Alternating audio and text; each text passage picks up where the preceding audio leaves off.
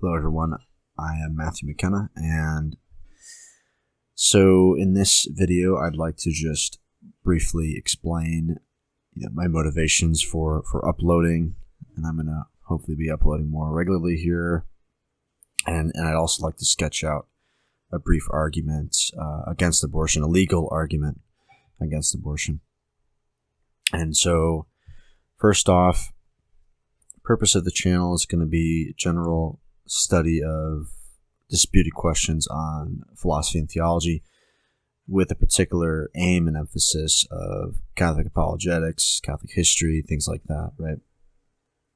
And it'll be a way, because I do this kind of thing a lot already online, as some of you may know, this will be a way for me to make a video to answer questions that people have, and so I can just put out a video instead of, having to talk to individuals frequently on the same question, just to save time and have a resource available for that. And so I think it'll be hopefully pretty helpful in that regard. Of course, depending on the level of effort that I put into this. But so let's get started with this. Again, this is going to be a general legal argument against abortion. Of course, as Catholics, we know that we don't need just religious arguments against abortion. There are great ethical, philosophical arguments against abortion, and there are also sort of other realms, such as the legal realm. And for this video, I just chose to choose the legal realm because I think it's very straightforward, and so that's why I'm choosing this today. And just to give a background, Roe v. Wade, and this is very important to understand, right? Roe v. Wade claimed that it's a constitutional right guaranteed by the 14th Amendment, particularly the Due Process Clause, that a woman has a right to an abortion for any reason within the first 6 months of pregnancy, right? Planned Parenthood v. Casey in the 90s upheld this once again, and even expanded this to beyond 6 months with quote unquote like emotional necessity, like health reasons, which included emotional necessity, which in practice in a lot of states meant abortion up through 9 months, guaranteed by the Constitution for very questionable reasons, right? Grounding this, remember, on the 14th Amendment, and I have here the 14th Amendment listed. And just to read part of it anyways, right, it says that no state shall make or enforce any law which shall abridge the privileges or immunities of citizens of the United States, nor shall any state deprive any person of life, liberty, or property without due process of law. And so historically, this was passed really to combat slavery, to end slavery, right, to give African Americans, at least as far as that time was able, full rights as human beings and human persons, right? And so it was good in that respect. But is there a veiled constitutional right to abortion in this amendment? I think it's obvious on the face of it that there isn't, but that's what we'll be investigating. And again, on the face of this, I think we have a right to be skeptical. And even Ruth Bader Ginsburg, the liberal justice, she's a very liberal justice herself, questioned this sort of spurious argumentation of Roe in this respect, right? But moving on here. So Justice Alito, as we know, in Dobbs v. Jackson, which thankfully overturned Roe v. Wade, he sketches out his opinion. And his argument, he gives a lot of arguments, right?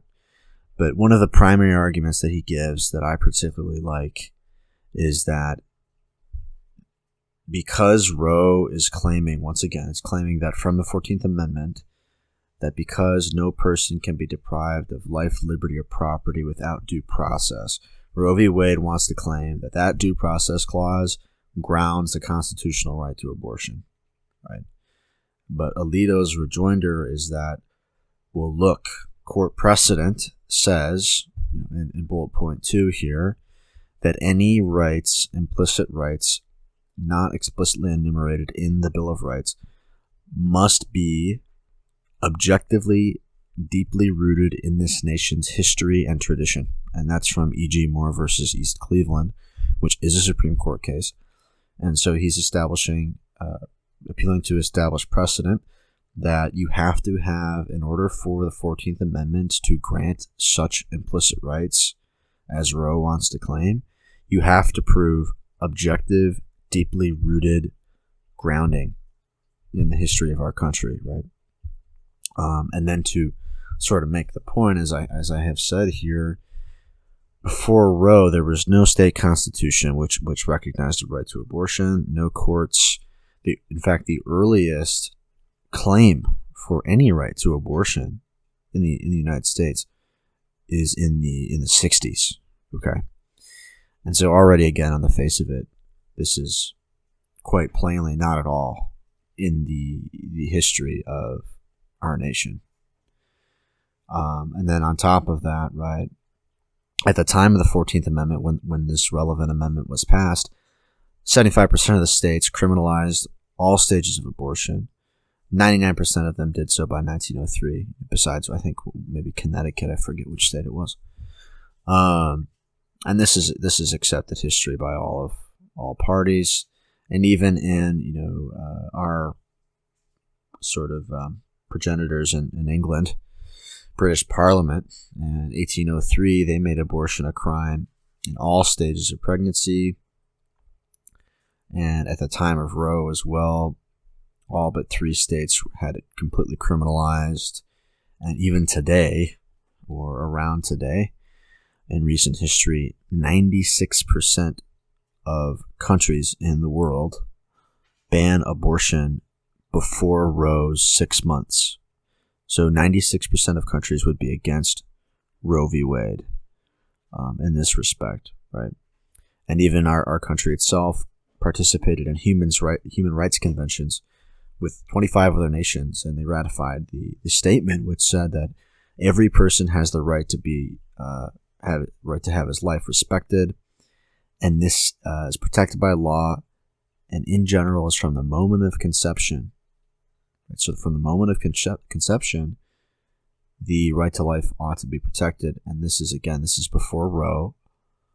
And given all this, this is just a very brief history. Given all this, it is absurd. It is patently absurd to claim that abortion is a right. That at least that it has a tradition of being a right in our country, right? It's one thing to say that abortion took place. It's one thing to say that, because of differing embryologies, there were some differing laws in the colonial period about abortion or something like that, right?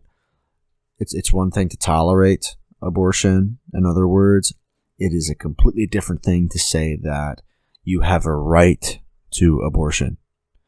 And again, there is just no precedent in American history for something like this. Now, unfortunately, what some of the abortion-minded people will do is they will say, well, this is stupid because, this argument about grounding rights in our nation's history and tradition, well, you can use that against the Supreme Court decisions about homosexuality, gay marriage, and contraception. And they get upset at Justice Clarence Thomas for making that point. And we say, oh, yeah, you can do that, because guess what? There is no constitutional right to either of those things, because the same thing applies here. And so the assertion of these so-called rights by the Supreme Court is really just some legalese that isn't grounded in anything reasonable. Okay, and the only opposition that they give is just to cry and to say, well, if Alito's argument works, then this means that we have to get rid of the Supreme Court decision about gay marriage. It's like, okay, well, what's the problem? It doesn't actually deal with the argument. And so to move on here, I think that this in itself is enough to show that Roe v. Wade is illegitimate.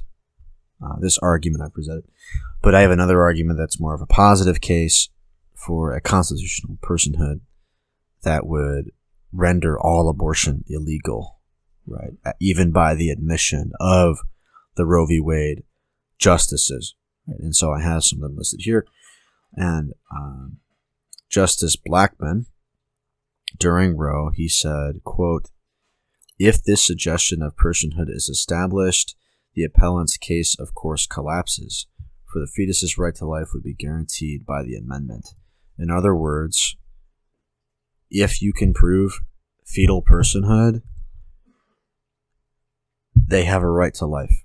By the very amendment which Roe, is apparently grounded on, would guarantee the right to life of the unborn child, right? If you prove personhood. And so abortion would have to be illegal at that point. And then similarly, again, Justice Stevens, another justice, he affirms a similar thing in saying that he supposes this so-called well-recognized difference between a fetus and a human being, and says that if there weren't this difference, the permissibility of abortion could scarcely be left to the will of state legislators, right? And so again, he agrees, if you can prove that the fetus is a human being, or for Blackmun, that the fetus is a person, this could not be left to the state. It would have to be illegal. It would be unconstitutional. It would be literally to take away the constitutional right unjustly, right? And so it wouldn't be allowed. And so we have the criteria given for the disproving of Roe from the justices themselves. And luckily, the case is I would say, pretty easy to make in this situation. And so to continue on here, 8 Supreme Court cases between 1850 and 1880, which were the years when the 14th Amendment was passed. The 14th Amendment was, I believe, the 1870, right? And so the same court that passed the 14th Amendment gave property rights to the unborn. And the point would be is that, as I have the premise laid out here, the syllogism laid out, premise 1, only persons can own property. The unborn own property, and therefore the unborn are legal persons. In the sense of this argument, again, because for the American government, you cannot own property unless you're a person, and that includes corporations. We consider corporations legal persons, which is a bit of a strange thing, but that is true. And so they can sort of own property in that sense. But you do have to be a person to own property. The unborn, again, they're given property rights by the very Supreme Court which passed the 14th Amendment, and therefore that court considered them legal persons. It must have. That's the only conclusion we can reach. And so for Blackmun's objection here, it's obvious that the same court that says, once again, it says that no state shall deprive any person of life, liberty, or property without due process of law. So the state cannot deprive any person of life without due process. And so it's clear that the unborn are legal persons in the sense of the 14th Amendment because of this historic fact here regarding these 8 cases. And so that's Blackmun's objection. So we already have defeated Roe with that argument alone, but there's more, of course. More so to direct to Stevens's point about the supposed distinction between, a human being and a fetus. First of all, to support more what the standard he's giving us, right? The drafter of the 14th Amendment said that any person meant any human being, right? John Marshall, famous Supreme Court justice, says the same, that any person or persons are broad enough to comprehend every human being. And so it's clear that if we can prove that the fetus is a human being, that Roe v. Wade and abortion is is and ought to be illegal, right? If you're going to consistently apply the law. Another example of that is, of course, the Unborn Victims of Violence Act, I think from 2002, which says that it's a homicide under federal law if you kill a pregnant woman. It's a double homicide, and so the unborn child there is counted as homicide federally. And so this inconsistency in the law is apparent, right? And if we applied this consistently, abortion would be illegal. But of course, practically, there's a lot of barriers to that, given the way that people are. But regardless, once again, to go against Stephen's point here that he made at Roe, it is now affirmed unanimously, in every relevant sense, unanimously by biologists, that a human being's life begins at conception, right? At fertilization. And so I've included here something from a report on the Senate called the Human Life Bill that summarizes that conception marks the beginning of the life of a human being. There is overwhelming agreement on this point in countless medical, biological, and scientific writings. And furthermore, on top of that, a study out of the University of Chicago affirms that 96% of all biologists agree that the human life and a human being begins to exist from fertilization. There are thousands of embryology textbooks and scientists who affirm this. Maybe in the description after this video, I will put some of those things if anyone needs them. And so Stevens' objection is dealt with there. And so finally, to sort of give a full summarizing of it, premise 1, all human beings are legal persons, or at least human beings. All legal persons have a right to life under the 14th Amendment, which does include human beings generally, right?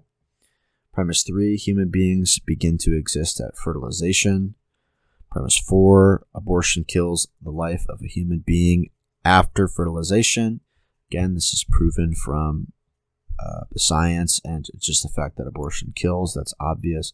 Premise 5, it is unconstitutional to deprive any person or therefore any human being, according to John Marshall and the author of the amendment, unconstitutional to deprive them of life without due process of law. And again, that's the 14th Amendment, the due process clause. Premise 6, an unborn child can never be given due process of law. In other words, you can't put a baby on trial. Okay, you can't go through due process with an unborn child because they're unborn. And so because you can never go through due process of law, you can never take away their right to life, right? Until you can have due process of law, which again, because they're innocent, it's not even relevant, right? But you can't have due process of law with an infant because, again, they can't be in court. This doesn't need to be explained. And so, conclusion is that abortion deprives a human being and a legal person of its right to life. And from there, that means that abortion is unconstitutional. It's always unconstitutional. And so it should never be allowed. It cannot be allowed if we are to abide by the principles of the Constitution. Not that I think that America is very good at that, but if we're going to be consistent and apply the Constitution, abortion would have to be illegal. So, thank you guys. It's my first video trying to get a feel for this. Again, just doing this mostly for apologetics purposes, especially to answer people's questions on the Discord server. If anyone has questions or wants to talk to me directly, you can join the Discord. I'll put it in the bio or in the description. It's on the second slide as well. And you can talk to me if you like. So thank you guys. God bless you. leave a comment if you have a question, and have a good night.